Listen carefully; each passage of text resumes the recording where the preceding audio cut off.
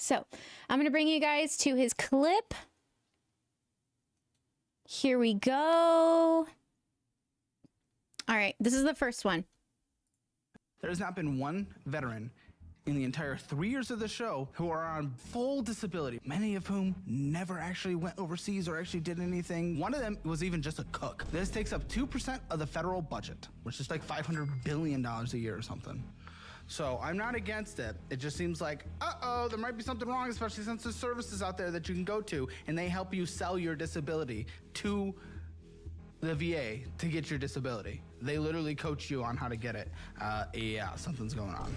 There's not been one. Okay, so that was one of the clips that went viral. And just off the top of my head, I think it's an interesting thing to say, like, a cook is, you know, they basically, I get where he's coming from. He's coming from the perspective, if you didn't deploy, if you didn't get blown up, if you didn't get shot at, you don't get disability, which is a very fair opinion to have and a perspective to have if you've never served. If you've never served, that's totally fair, and I completely understand why you have that. For just on the subject of cooks, in the Air Force, we have an we have an AFSC for cooks. Most branches do. I'm not sure if they all have the same job parts, but in the Air Force specifically, if you are a cook, you do 3 things. Okay, kind of 2 are combined, but the second one a lot of people don't know about. So you're a cook, so you're in the chow hall, you're doing food prep, you're making sure everybody has food on the table, etc. Sometimes you rotate to the gym where you take care of the gym. In the Air Force, that's who we rotate back and forth, take care of the gym. When they deploy, another part of the job of a cook is mortuary, which means dead people. And I am just as surprised as you guys are when I found out that they deal with bodies. Ooh, how do you deal with food and bodies? How does it make sense? Their job is to bag, tag. If there's a mass casualty in the Air Force, a cook's job is also to clean, prep, prepare bodies. They are a mortuary, I believe, assistant. I could be wrong in the exact title of what it's called, but it's true. They do handle dead bodies. So in this instance, he just so happened to say cook. They both involve refrigerators. Oh my God, you're fired. So that's just something interesting. He mentioned cook. I don't have a comeback for everything. Just so happens, as long as they wash their hands. Yeah, right. So that was interesting. So here's the second clip. I think if I actually scroll down. Caleb Hammer doesn't think veterans should get disability. It's like not even close. Right. Those that have been through things, those who actually, if you like sexual assault or like an injury or you're breathing chemicals or war zone mental health, things like that, we want them to do it. But I want them to have money forever because they serve, they figure that shit out. But listen, the person who's a cook and experienced nothing, the person that was a mechanic and experienced nothing is like. Fun fact, for the mechanics at my base, they actually requested for the medical team, including doctors, medics, nurses, etc., to go to their place of work and watch and see the things that they have to do in their day-to-day job, basically to show how what they do is hugely a major cause for back pain, for joint pain, for a whole bunch of stuff, for damage that comes to your body. Some of the things they have to do involve putting something into place that you need 2 people for. Specifically, one things they showed us where they took a giant wrench and they had the medical staff come through and try and put something into place with a giant wrench, and none of us could do it. And one of their guys were able to do it. It took 2 of us to be able to do it, which is interesting. And they also explained that as a mechanic, there are carcinogens, there are fuel spills, there are leaks, there are oils, things a part of jets, helicopters, all the things they have to maintain, that you name it, that are carcinogenic, that do affect whether you are able to have, this is how do I say this? This is known about, but I don't think there is science for it yet. People that work in fuels, maintenance, pilots, anything involving military equipment mostly have girls when they have babies. A lot of them do not have boys. And this is a known thing. It's something we all know about. I'm not saying that as some kind of catastrophe, but it is something interesting. It is something weird. And simply by working and being involved in these mechanics that are involved. I don't really know how I say that. I don't really review a whole bunch of stuff, so forgive me if I'm not incredibly polished. The radiation curse, yep, things like that. So mechanics getting fuel spilled on them and it's a carcinogen, and then they are like, yep, this is a part of your job and you're gonna have a lower life expectancy because of it. And it's like, well, all they're doing is fixing things and putting them in place. That is not true. Oh, it's just a cook. You're just feeding people. Well, yeah, you can say that. But in the Air Force, they are also mortuary assistants. And then even if you were to take every job that was the softest job as possible, admin, paperwork, computers, whatever. I'm not talking about cyber, but just computer stuff. People don't take into account the indoctrination that everybody goes to, the relocation, the depression, the separation from families, the difficult work environments, the fact that you are not working a 9 to 5, that you are on call 24/7, catastrophe exercises, mental health, drinking problems, a whole bunch of things that affect the community. Thank you, Behind the Die, for the gifted subby. A whole bunch of things. You could have the softest job in the military, and you can still, the military can equally screw up any person. It doesn't discriminate. Are there some that they're going to be more screwed up than others? Yes. The people that have to go and shoot people in the head. Yeah, for sure, right? We can all understand. We can all go, yes, yes, yes, that makes sense. But it's like, oh, why can the person in admin, blah, blah, there's so many variables that go into just being in the military, okay? So we'll continue watching the clip. It's not very long. Oh no, my joint's a little, uh-oh. And the fact that you can go to a specialist before and get coached on what to say to get 100% disability, like that within itself, the fact that that exists should tell us something. And I think they discredit and do a disservice to those that actually deserve the disability. I agree. Because there are people that so trust me, if you see people spreading that misinformation out there saying I'm against it, not at all. I'm against people taking advantage of anything, including myself if I was taking advantage of not paying taxes. Right. Call me out. I don't. I call you out on that. Yeah. Caleb Hammer doesn't. Yeah. That's such a base way to end it. Alrighty. So a couple things that I want to get into. So let me go ahead and just see if I can pull this up. A couple things I have prepped for y'all. So let's knock out some of the things the misconceptions here. Number one misconception takes, I don't know how I said, what, 5 billion? 5 billion goes to disabled veterans. Okay, we can keep that in mind.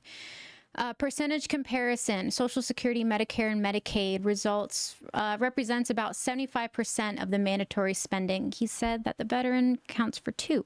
Okay, let's look at the numbers. Social Security, 67 million, which is 20%. The key users are retirees, disabled, and survivors. Medicare, 66 million, 20% of the U.S. population, mostly over the age of 65, some disabled. Medicaid, 86 million, represents about 26% of the American population. This involves low-income individuals, kids, and seniors. And lastly, we have VA healthcare, which is 9 million, 2.7% of eligible veterans. There are currently 18 million veterans in the United States, and only 9 million are enrolled in VA healthcare. So for Medicare and Social Security, that's about 1 in 5. For VA healthcare, it's 1 in 37. 1 in 37. Slim Thick says, dude is a civilian speaking too much on something he doesn't understand remotely, but I understand what he's trying to get across. The thing about Caleb is I don't think he's spreading misinformation. I think that it is his opinion, and I think it's a lot of people's opinion. It is a lot of people's opinion because when you think of the military, a lot of people don't know that they think a lot of people have a lot of misconception about the military. One of the biggest things is, you know, people ask me like, why do you go to a gun range and have someone help you shoot? Didn't you have to qualify every 6 months? No, ma'am. No, sir. The Air Force does not do gun qualifications. The Army does. We have the same OCPs. Ours are spice brown. Theirs are black, etc., etc. Also some quotes. Yeah, I have friends that lied about PTSD and such, and I can't do anything on that personally. That's not right. Here's the thing. There's always going to be people that take advantage of the system. However, the system is not set up for success. And Caleb is referring to third-party entities that you can go to that will write your disability in such a way you have a higher percentage, you have a higher chance at getting a higher percentage. This is very known about. A lot of people disagree with those things, with those organizations.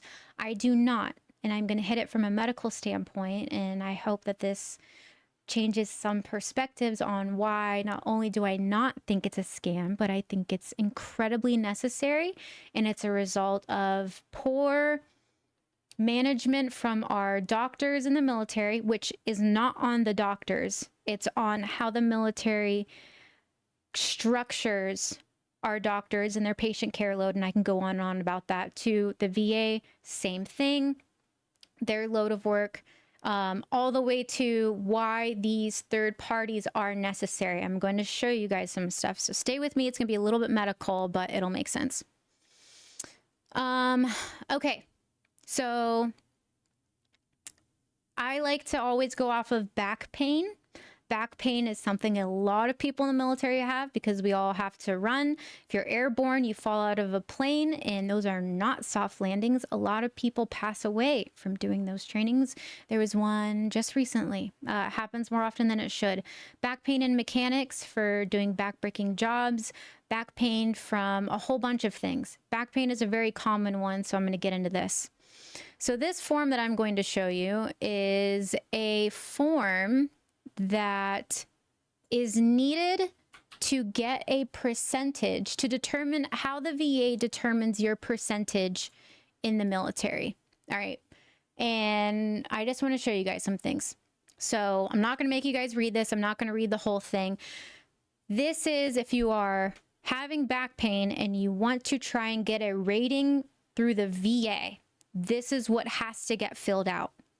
Some context: when you're in the military, you get things documented. You're seen by your provider. Your provider is a doctor. It's somebody that is generally in family health, and their job is to listen to your symptoms and diagnose you with back pain. Okay.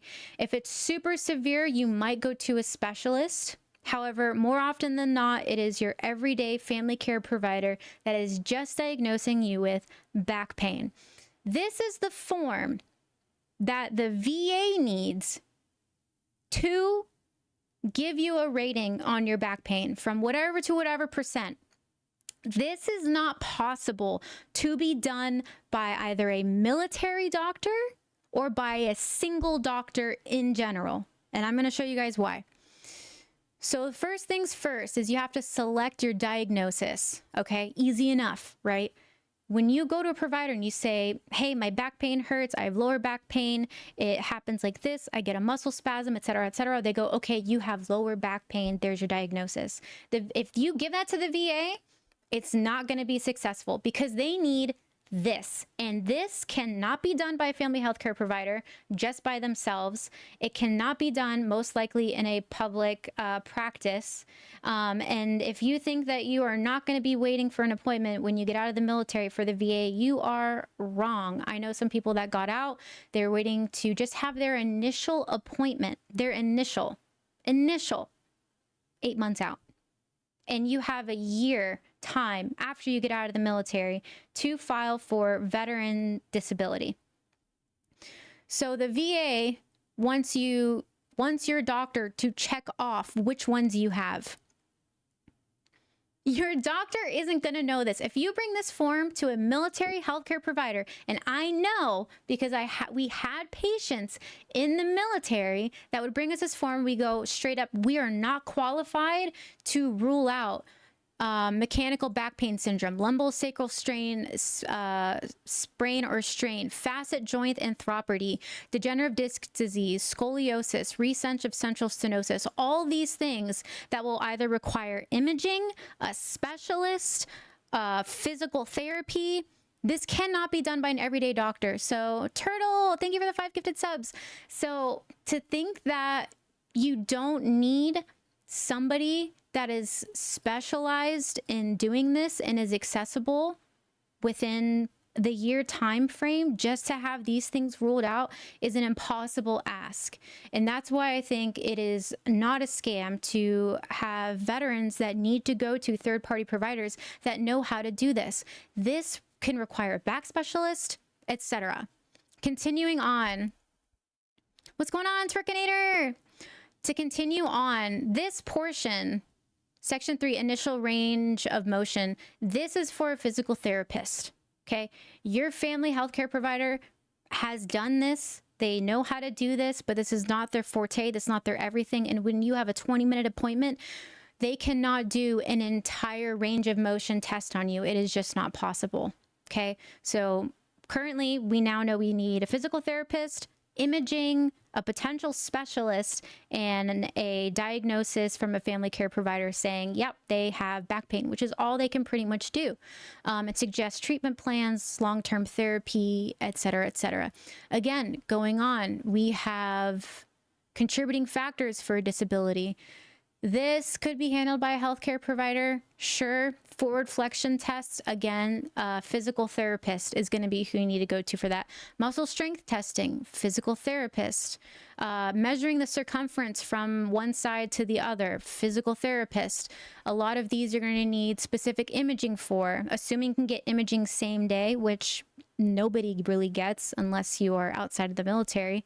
It's good. That's going to take time. You need to indicate the severity of ankylosis. You need a provider that is comfortable in feeling that they can provide a legitimate insight on this. Again, sensory exams that can be handled by a physical therapist, and this, just see how long this is. This is insane. This is what is needed to determine if you have back pain. This can't be done by your everyday provider. This can't be done by a provider in the military in general, because you have to be familiar with VA documentation, which most of them won't be. They are good with deployment documentation. They are good with meeting the military needs and making sure that you are a soldier, airman, sailor, etc. And then I want to show you this, because this is disgusting and fascinating all at the same time. So, okay, let's say you fully believe in the VA. Let's say that, yeah, people are abusing the system. The VA is very hard to abuse, let alone accurately help you. Okay? This is just a difference in the forms that I just showed you. The government is inefficient. We're going to look at the example of amputation. This is going to be very interesting to you guys. And this is, honestly, from my opinion, I think this is made up. There is no way that this is legitimate. I think it's disgusting that this is how we are rating people for those people who have lost a limb. So let's just look into this. So this is the VA requirements and percentages if you have lost a limb. And no, it is not the same. So if you have an amputation above the thigh, okay, so look at your thigh, above the thigh to your pelvis, it's about like this much. It's basically at least half of your femur, okay? You get a 90% if you have an amputation at the hip joint. Okay, so if you are amputated up to the hip, you have lost your entire leg, you get a 90% for losing entire leg. Are you kidding me? That just, ugh. If that doesn't make you upset, I don't know. I don't know what will. Okay. If you have an amputation above the knee, so, but not up to the hip, so basically your femur, it's an 80%. Okay. If you have an amputation at or above the knee, so your kneecap just above that, very little of your femur involved, it's 60%. Okay. If it's below the knee, but above the foot, such as mid-calf, 60%. If you've lost your foot, it's 40%. And if you have a partial foot loss, it's 30%. That doesn't make any sense to me.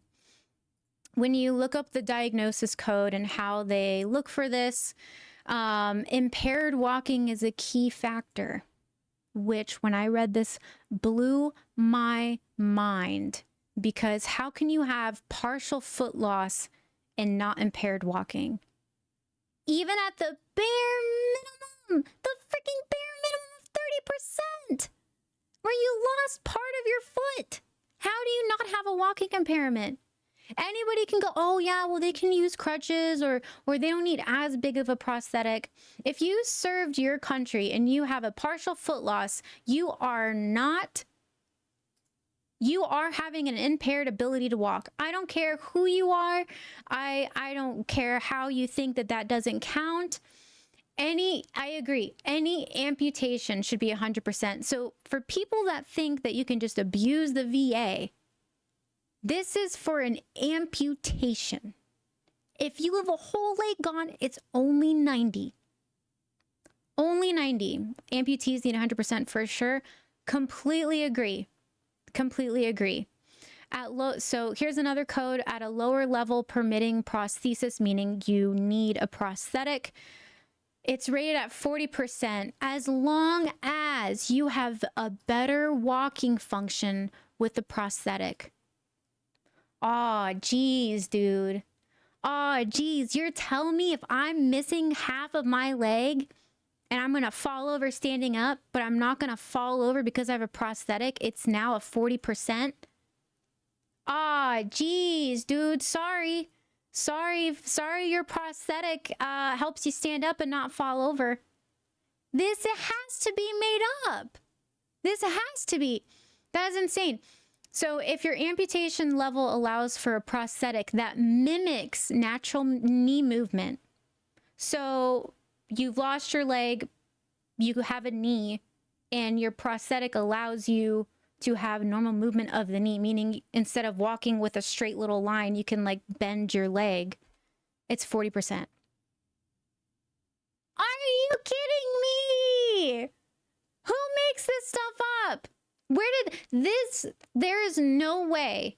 There is no way. There is zero way. You can look at somebody even with a partially amputated foot and go, yeah, but and then they have a spectrum for, what's the spectrum for ability to walk? Normal walking level. What medical spectrum is your ability? Is that? I am not a professional. Again, I was just a medic. I'm not a doctor. I don't specialize in amputation. Of course, if someone has a severe gait, of course, if someone has to walk like this because they have to, use a prosthetic all the way up here, it's going to look a lot different than someone who's walking with a foot prosthetic or anything like that. Of course, we can all understand that there is a difference in those things. However, you lose an entire leg and it's 90? 90? Shame. For shame. For shame. Okay? That peeves me. Okay? That peeves me. Especially when we are highlighting, 27% of the American population, which is 1 in 37 Americans, get VA disability. And Tyler Gray actually said this, who's and I'm going to read you guys the introduction later. Tyler Gray is a former Delta Force operator. If you guys don't know who Delta Force is, or you have an understanding, the best way I can describe it is if you are a Ranger, if you're a Navy SEAL, if you're in one of the units that don't exist, a lot of their dream, like we think, or most people think, that those guys are their heroes. Okay, those guys are the heroes. The Navy SEALs, those are heroes. The Rangers, those are heroes. The guys that we don't know about, those are heroes. Their heroes, their dream unit is Delta Force. So he's a former Delta Force operator, which means he was an operator, he was boots on the ground, he was doing stuff. He even says in his book that with we've never been more medically knowledgeable about PTSD, about suicide, about a whole bunch of stuff, yet our numbers haven't changed. Our numbers are still as high as ever.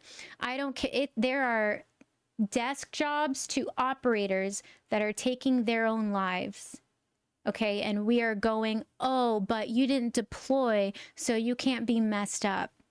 That is gatekeeping. That is diminishing the very meaning of indoctrination through basic training. The fact that a lot of people are taken away from their friends and family, put in this place, in this job. You are in a job. Yes, you signed up for it. Yes, you did this. Nobody except that is in the military can truly understand what it means to have to go to work in a place that is potentially not safe, because you're dealing with fuels, you're dealing with carcinogens, you're dealing with explosives, you're dealing with a whole bunch of things that will affect you. And you have to be there for a minimum of 4 years. If you're not, you're dishonorably discharged. You're other than discharged. You are AWOL, right? You are any of those things. And another thing that people don't know about is everybody had to get the COVID shot. There's a lot of information coming about the COVID shot. COVID shot is a very controversial thing. I was one of the people that was giving the COVID shot to people during the pandemic. So if you were a medical personnel, you were required to get the COVID shot first because you needed to be immunized in order to immunize. There we go. So all of us got the vaccine.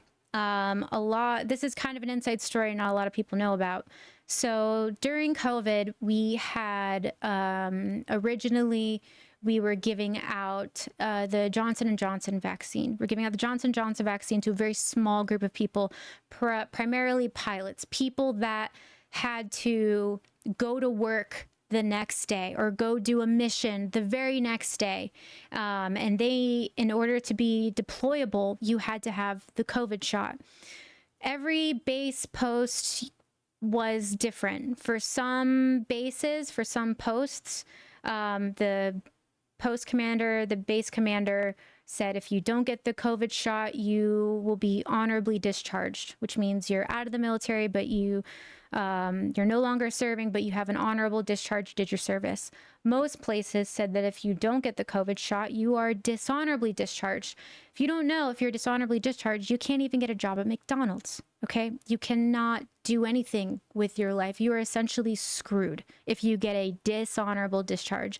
Most people think that if you get a dishonorable discharge, think of those people that get a DUI, that do some sort of crime in the military, they go through UCMJ, they get kicked out for being a bad person or for doing some sort of crime.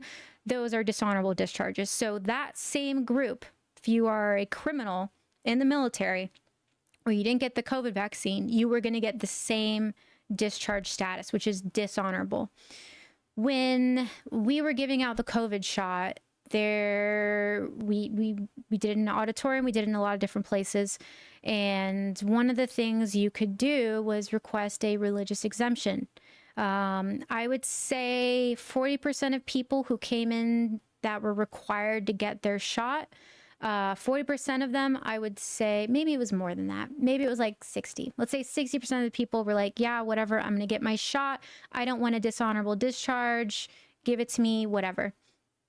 They were getting, most people got the Pfizer and the Moderna. There's about 40% where we said, all right, if you want a religious exemption, go to the chaplain. And the chaplain in the military, and I have my own opinions about this, a good chaplain doesn't preach a single religion, okay? A good chaplain is they are a religious person in the military, and you can tell them anything. Okay. There's only very few things that they have to report. If you're going to hurt yourself or if you're going to hurt somebody else. But their protection is even as such like, hey, I beat my wife, blah, blah, blah. She left me, but that's something I used to do. I want to talk about it. That's who you can go to. The chaplain is there for things that you cannot tell a psychologist in the military because they will not report certain things. And we have to have those places.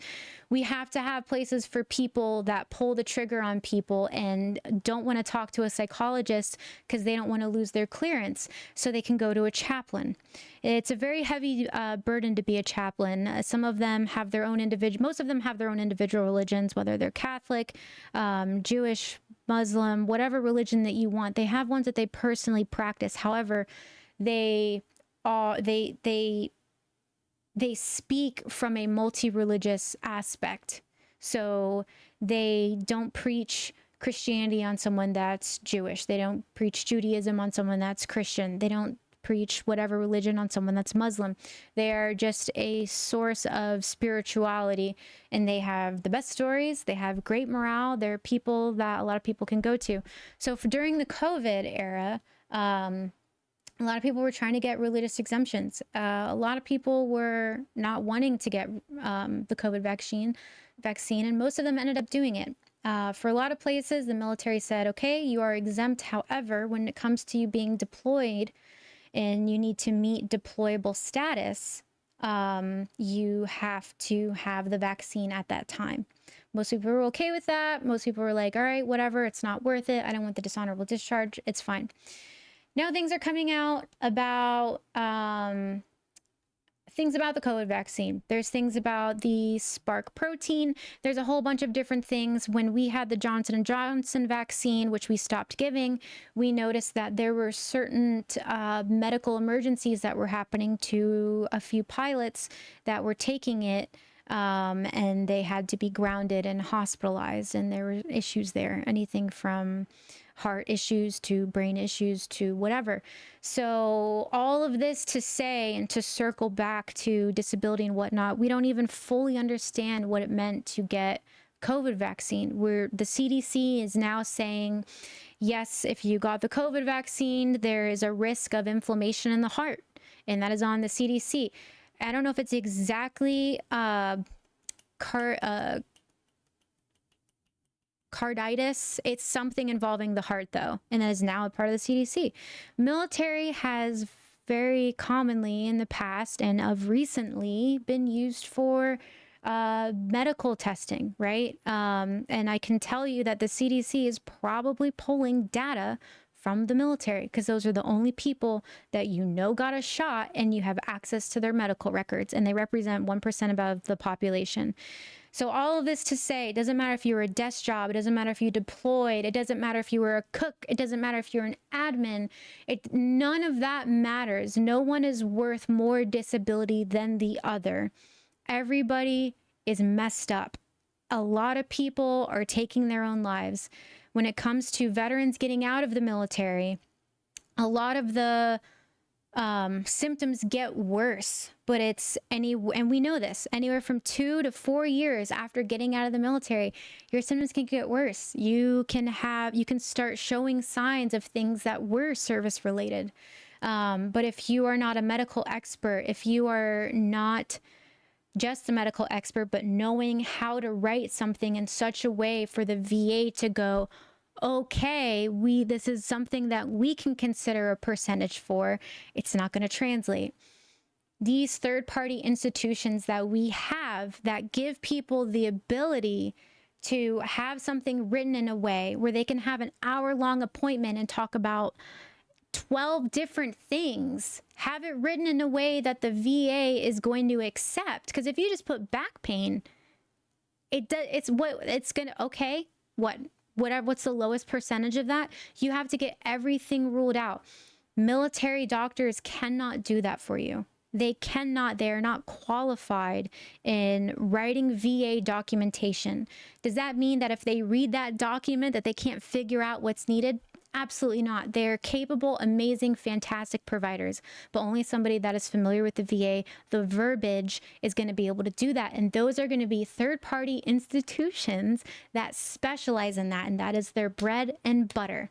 And if you want to look at that and someone wants to say that is a scam, we shouldn't allow that, well, why for some people when they get out of the military is their first initial VA appointment 8 months out, when it takes only a year after you get out to be able to get back pay for percentages. And then when you get it, maybe it's not everything that you needed, so you have to rebuttal.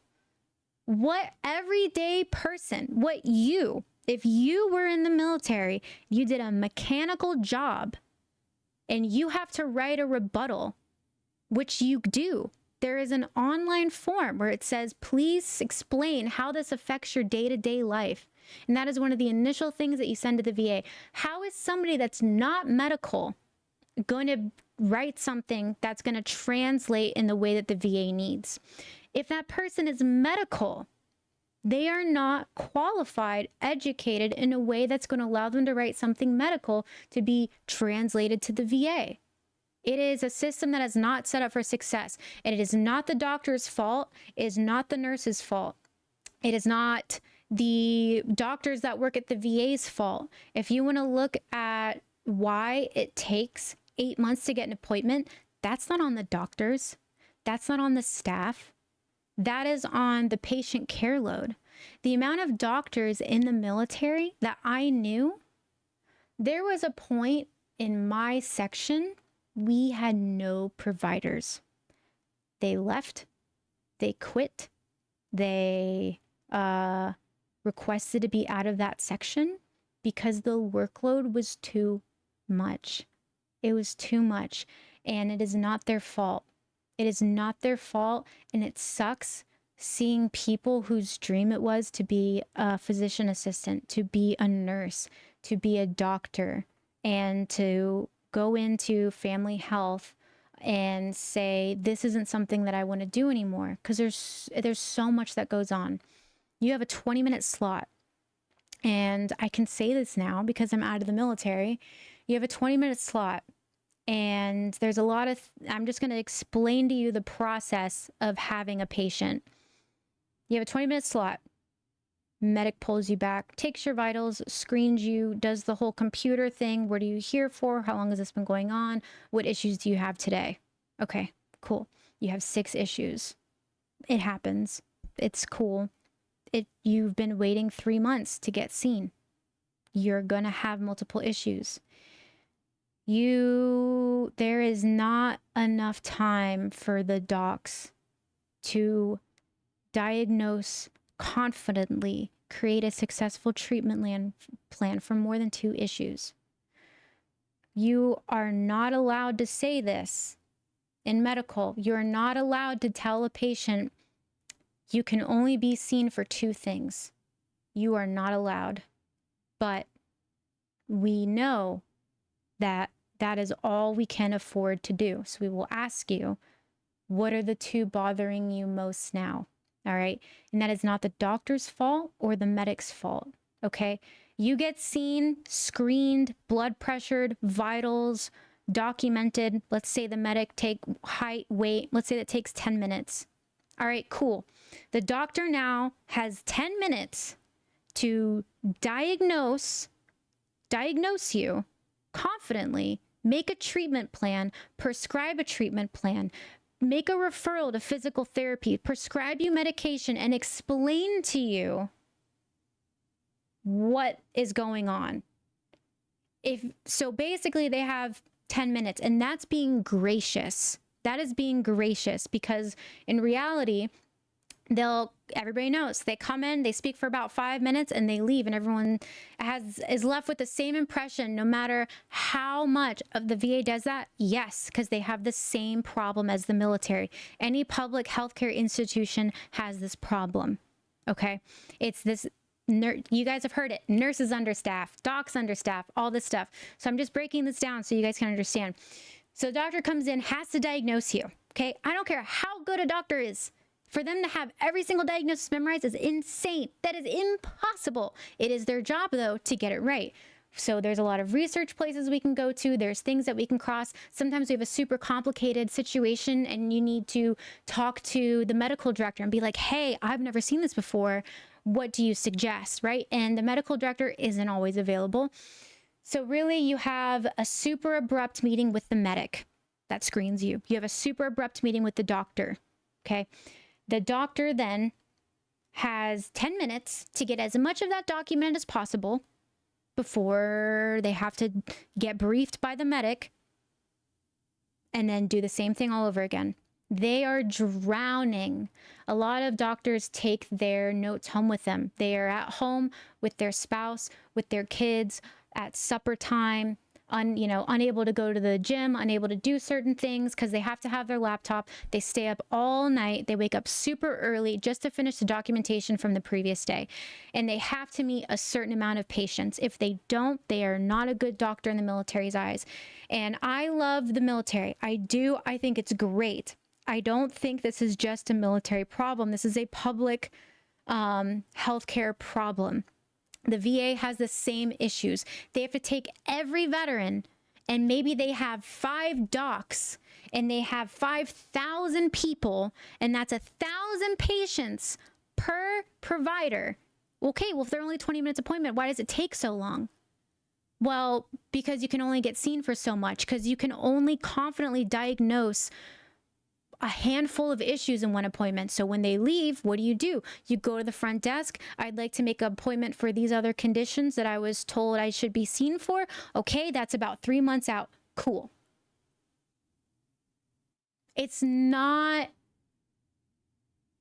I don't even want to say that it's the military's fault, because I am true blue. I am true blue, which means like I believe in the military. I believe in the mission.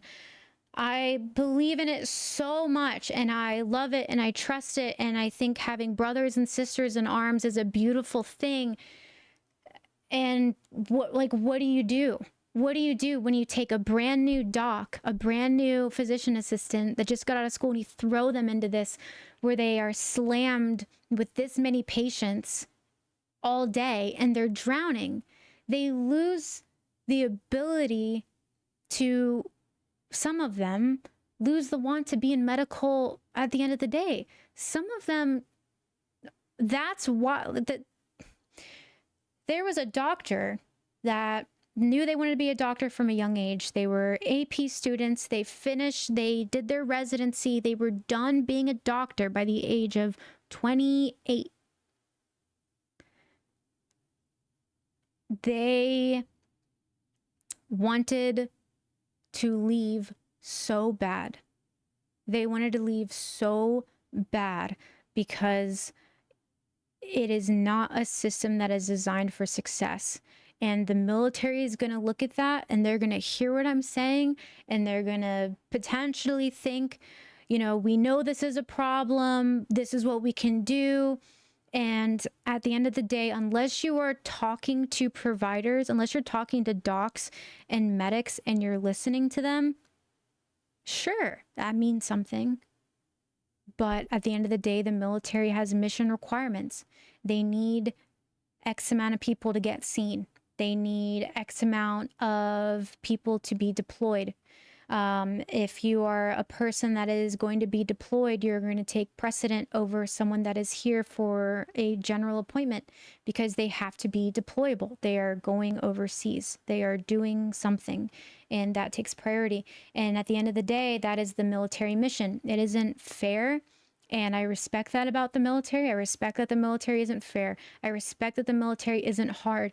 I respect that the military is rough and we have dark humor and we joke about things that are taboo in an everyday workplace. We call people out on their fitness standard. We look at leaders in a certain way if they aren't fit and they don't meet certain physical requirements.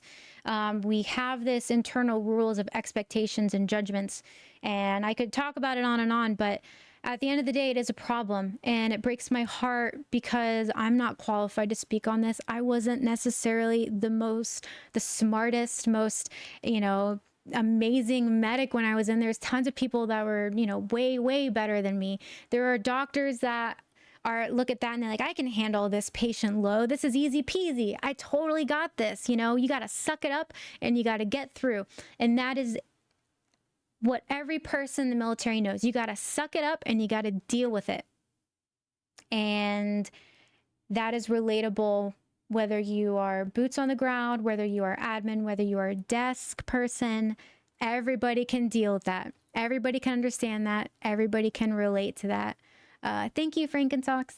And yeah, so that's my spiel. I don't think that the third-party military veteran things are a scam. I think they're necessary. I kind of went a little off topic when it comes to providers, but that's a really soft spot. I'm very protective of my providers. I'm very protective of military medical personnel. I think that sometimes they get a bad rep for not caring. And I think a lot of people don't understand because how could you? How could I understand a mechanic's everyday job? How could I understand an IT specialist's everyday job? A veterinarian's everyday job? You can't unless you live it. And if you don't understand, you're not wrong and it's not your fault and you're not lacking anything. How could anybody else know unless you were in it? So in regards to the clips we watched earlier, I would love to have Caleb on for a discussion. I would love to have back and forth. I don't have a response to probably everything he would bring up and say, but I think it's an important conversation. I think it's a lot of people think the way that he thinks, and a lot of people don't have knowledge to the things that medical military personnel have knowledge about. So yeah, Army equals embrace the suck. Oh yeah. Yeah. I never served, so I can't speak on it, but my uncle who did Navy and Army kind of talked about the suck equally across the branches. Yeah. Very, very, very true. So yeah, I think it's interesting. I think it's an interesting place. I think social media is bringing us to a very cool place where we can have these conversations and disagree. And I'm not a big fan of, you know, when people hear things that they don't like, that they're like, oh, you're discriminatory against, you know, whatever. And it's just different cultures. The military is a completely different culture.